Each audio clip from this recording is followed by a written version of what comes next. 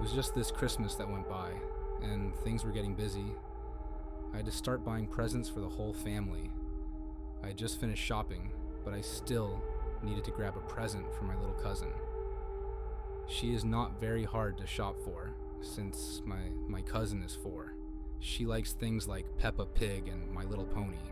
Friendship is magic. She really liked, and I say liked for a reason, Max and Ruby. So when I decided to go looking for a present, I figured something like a Max and Ruby DVD would have been perfect, since she liked to watch it on a daily basis. However, Christmas meant that many of the online DVDs were sold out on most places. I went to look on eBay as well, but figured I could not trust what condition the DVDs would have been in, so I was stuck in a rut for a while until that package arrived. I was at home, still scrolling for a DVD until I heard the sound of something being pushed into my letterbox. I caught a hold of it before my dog did, and looked at the package. It seemed to be wrapped fairly badly, with what looked like grease marks and stains on it. Naturally, as anyone would, I decided to open the package. Inside was something that I could not explain.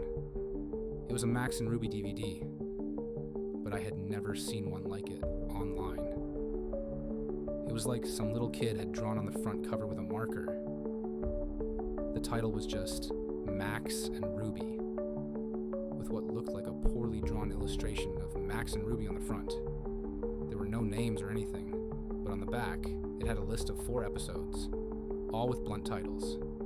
Episode 0, 001, Episode 0, 002, Episode 0003, Episode 0004. I quickly gave the DVD a watch over. To my surprise, all the episodes were in perfect quality and seemed to have no flaws. It was as if it was a real DVD, just with a homemade cover. The only thing I thought appeared odd was the episode selection screen.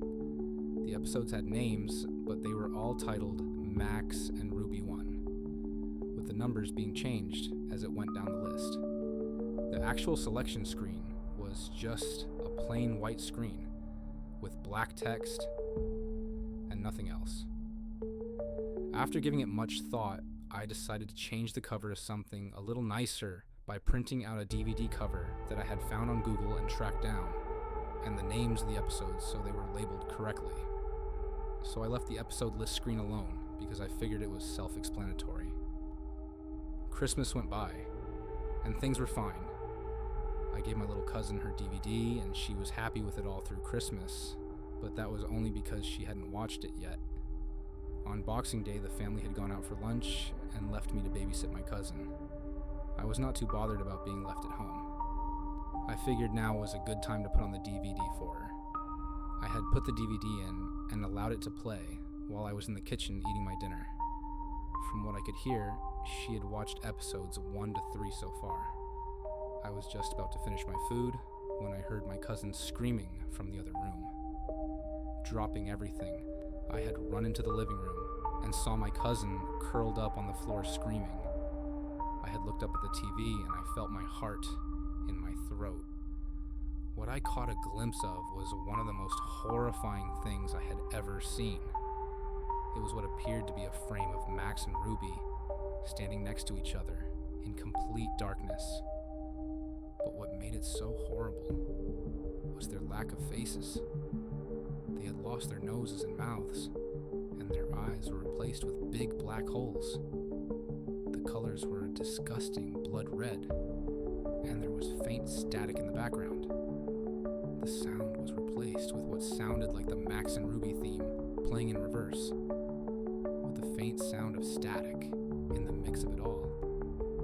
It had to be the most disturbing thing I'd ever seen, and it must have been on screen for at least 20 seconds before the screen went black and our television set turned off, which alone was weird because TVs don't usually turn off by themselves.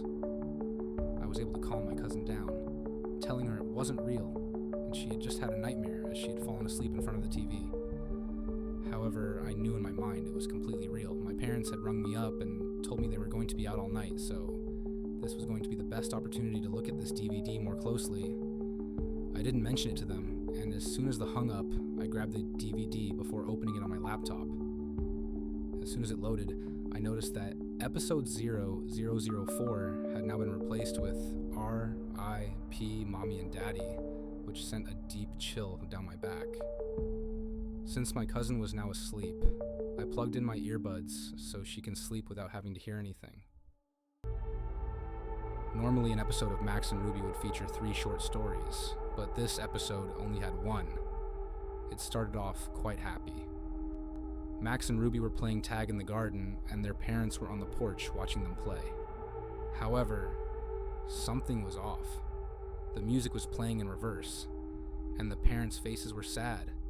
It panned to the mother and father, and in a voice of deep sorrow, the father finally spoke. "It's such a shame," he sighed. He spoke in the voice of Canadian voice actor Len Carlson, who died in 2006 from a heart attack in his sleep. It then cut short to the sound of static and a loud scream, followed by the sound of 2 people choking. The sounds felt so real, it made me almost physically sick. The scene then switched to both Max and Ruby, standing in front of what looked like a gravestone labeled R.I.P. Mommy and Daddy. The 2 of them were feeling very sad. At this point, there was also no sound, apart from faint static. This scene remained on screen for about a minute and a half, before it cut away to black.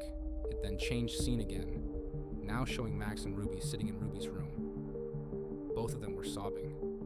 The sobs were so realistic and heart-wrenching that it sounded like Billy Rosenberg and Katie Griffin were actually like this. While they were sobbing, various transparent clips of a murder playing in reverse flashed on the screen. The father pulled a knife out of his neck, picked up a bloody axe, and hacked away at the corpse of the mother before she came back to life, and he walked up the stairs.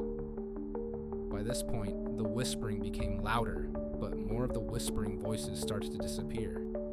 And the very second it came down to one voice, it was a rather angry woman's voice who screamed, "Burn in hell!" I was absolutely horrified. The scene cut to Max sitting in his room. He was standing on a chair with a noose hanging from the ceiling. He sighed and sadly said, "Die." The scene faded to black, and the static got louder. Almost instantly, it then cut to Ruby, walking to her brother's door. She was carrying a muffin and some juice on a container to give to Max. She knocked on the door and said, "Max, are you okay?" She then heard a squeaking sound.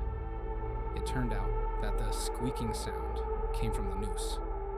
When Ruby opened the door, she gasped and dropped the whole container that the glass cup shattered. The next part was both disgusting but sad at the same time. It showed Max's lifeless body hanging from the noose. His pupils were as hollow black sockets.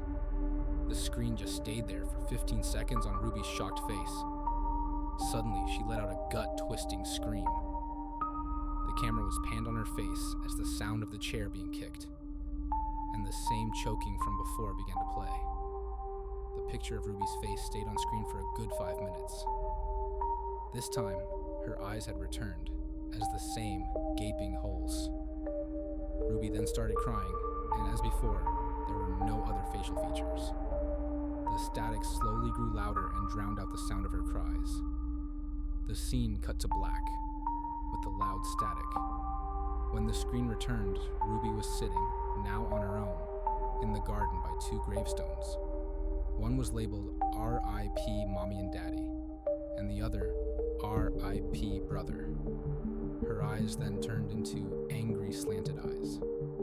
She started to look at the camera, then speak to me. "Well, to whoever's watching this is because you never watched any of me and my brother's episodes, so one of these days you will regret this."